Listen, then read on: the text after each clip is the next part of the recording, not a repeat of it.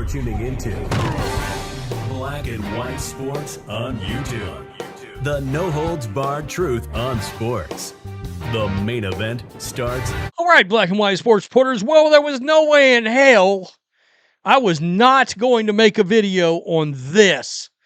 This is my favorite piece that comes out from anybody every year. And it is Mike Sando's quarterback tiers. And why do I like it? Because it's people in the league that tell you what they really think about these quarterbacks. It's people working in GMs, defensive coordinators, offensive coordinators, assistants on both sides of the ball, head coach, you name it. This is how you can tell this is what a league thinks about a player, in this particular case, a quarterback. And people can get mad. I got up this morning, I turned on one of the Cleveland radio stations, and I'm looking at the chat. Shedeur Sanders fans livid over this list, but I'm like, and guys, you know, I think Shedeur should get a shot this year. I do. But this is the league telling you exactly what they think about Shedeur. You can get mad about it. You can get irate about it. But this is what the league thinks. Deshaun Watson too, frankly, if you're a Browns fan. But this is the definitive list. Look, I get a kick out of Chris Sims' quarterback list every year, but this is the one. This is the one. The 2026 QB tiers results are complete with commentary from a panel of 50 voters who spoke on the condition of anonymity to share candid evaluations. I've seen people mad, and they're like, put your name on it. Well, there would be no list. They're not going to do that. They have to work in the league around these players. They're evaluating potentially players on their own team. So, no, they can't put their name. I mean, come on. Come on. This panel this year consisted of 8 general managers, 5 assistant general managers, 5 former general managers, 3 other executives, 9 head coaches in the league, 10 defensive coordinators, 5 offensive coordinators, 2 offensive assistants, 1 defensive assistant, and 2 coaches specializing in analytics/game management. 21 execs, 29 coaches. Guys, this is what the league thinks about whoever your favorite quarterback is. There's 4 different tiers. Patrick Mahomes is obviously going to be in the first tier. Josh Allen, first tier. Matthew Stafford, first tier. Joe Burrow, first tier. You notice Lamar Jackson's not in it. Lamar Jackson is not in the first tier anymore. Guys, it's time. Lamar Jackson better do something in the playoffs. Because his legacy, however he's going to be looked at, is currently being defined right now. Even at that, he's the top quarterback in tier 2. He went down 1 spot. He was number 4 last year. He dropped to number 5 and into the second tier. So Herbert's in there. Dak Prescott's in there. Drake May moved way up. He's in there. Jared Goff is in there. Jordan Love, wow. Okay. I mean, and he went up. Okay. That one's wild. Brock Purdy. Okay. Caleb Williams. Okay. We're still in tier 2. Jaden Daniels. Baker Mayfield gets some love in tier 2. Sam Darnold. So is Sam and Baker tied? Yeah. Sam and Baker are tied. Trevor Lawrence. That's pretty wild work, but okay. Jalen Hurts. He's still in tier 2. Tier 3, Bo Nix. Aaron Rodgers, all the way down at 19. He dropped 3 spots. C.J. Stroud dropped quite a bit. Declined by 11 spots. He was number 9. Daniel Jones, he went up 8 spots. Bryce Young, we'll see. He improved by 2 spots to 24. People are obviously still not so sure. I think it's these guys that kind of got disrespected. Jackson Dart and Tyler Shuck, I think, got disrespected. Y'all sure about Cam Ward? I don't know. Tyler Shuck could. How about another surprise? Tua Tagovailoa in Tier 3. It's pretty wild. Kirk Cousins, Tier 3. Now we get to Tier 4. Unproven player, not enough information to classify. Veteran who ideally would not be a full season starter. Let's just go down here. There's going to be Browns fans watching this. Deshaun Watson was number 31. He was not in the survey at all last year because he was out. From 2024, he declined from Tier 3, and he was number 18 in 2024. So he's dropped a bunch of slots. Watson is one of 60 quarterbacks to start at least 10 games since the Browns acquired him in 2022. He ranks 59th among them in EPA per play. Zach Wilson was 60th. Damn. Quote, you're not projecting he is going to go through the whole season and be a guy at this point, are you?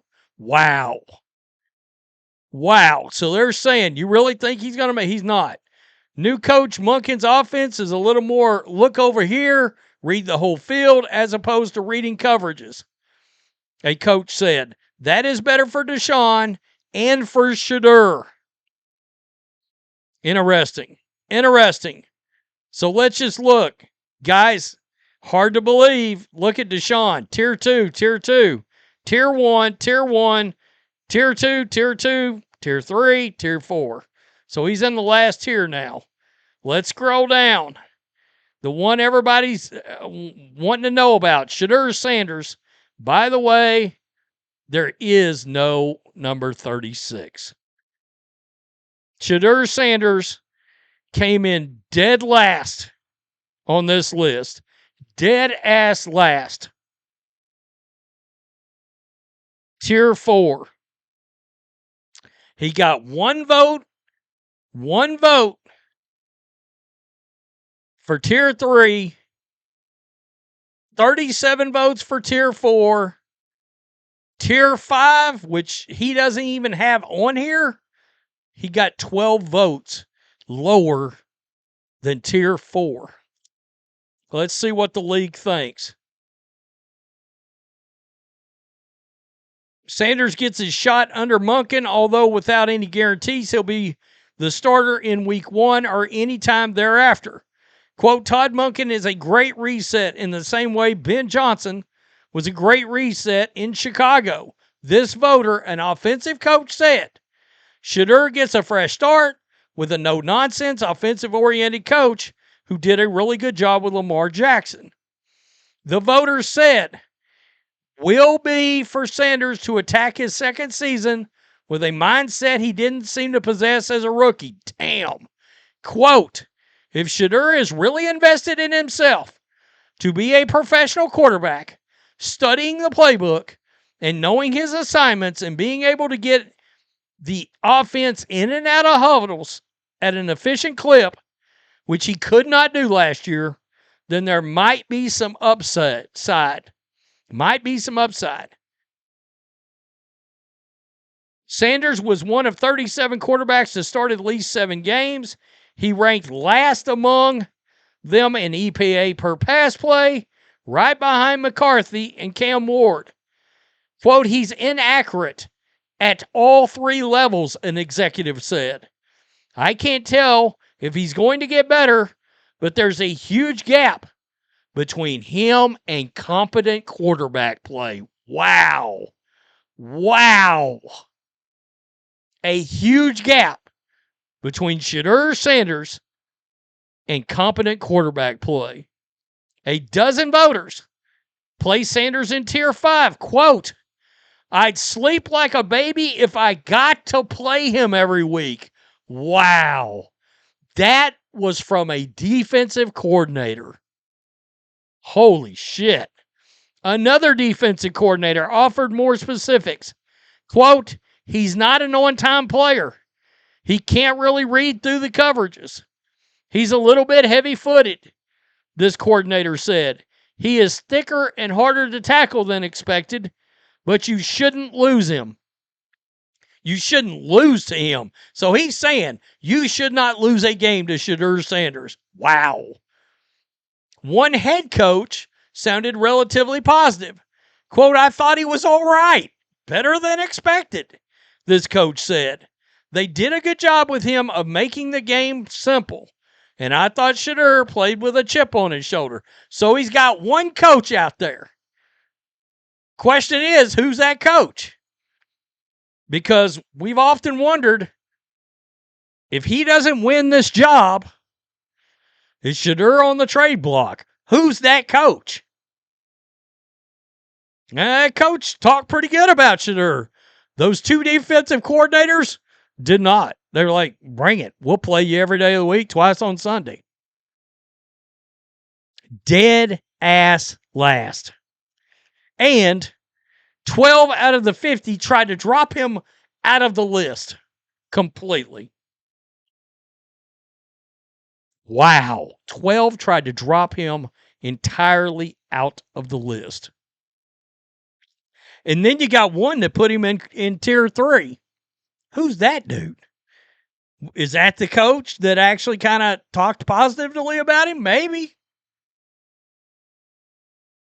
All it takes is for a head coach, if he hits the block, for a head coach to be like, yeah, he's got a little something. I can't wait to see the comment section. I can't wait to see. This is the list I love every year. And even better, Mike Sando will make the appearances all around the NFL on all the podcasts I listen to, breaking this down. And he will get grilled about this list. And can you pull yourself out of this? Yeah, there were coaches that were not fans of Caleb Williams. And in fact, let